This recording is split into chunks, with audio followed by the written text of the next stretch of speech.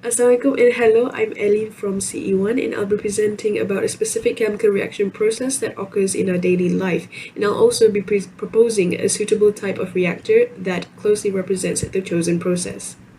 The chemical reaction process that I have selected is photosynthesis. It is a process whereby green plants transform light energy into chemical energy.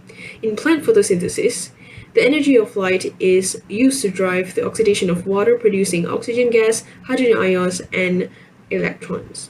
In most green cells, carbohydrates, especially starch and the sugar sucrose, are the major direct organic products of photosynthesis. The overall reaction in which carbohydrates represented by the general formula are formed during plant photosynthesis can be indicated by this equation. Now note that carbohydrates are the most important direct organic product of photosynthesis in the majority of green plants. The formation of a simple carbohydrate glucose is indicated by this chemical equation. The most suitable type of reactor that is able to closely represent the process of photosynthesis is the batch reactor. Batch reactors are usually used to produce a range of products involving different reactants and reactor conditions. The reactors with the same equipment can then be used for other reactions such as the manufacture of colorants and margarine. So here firstly, feed enters the reactor from the top. In this case, fructose acts as the feed. The temperature and pressure are then set to a constant value. The stirring process within the reactor will then begin, where fructose units are joined with sucrose to form glucose, which is carbohydrate. The reaction will then be completed after several hours. One of the advantages when using batch reactors is that it is easy to clean.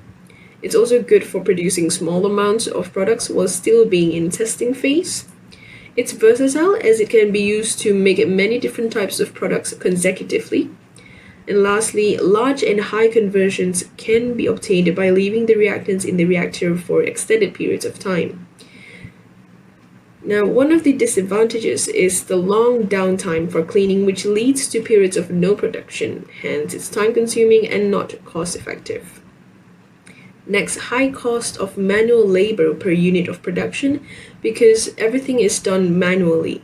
Finally, it is difficult to maintain a large-scale production since it's only built to test new processes in small-scale operation. That is all from me. I am Eileen Frisha from CE1, ID number 180000708. Thank you very much for listening. Stay safe and take care.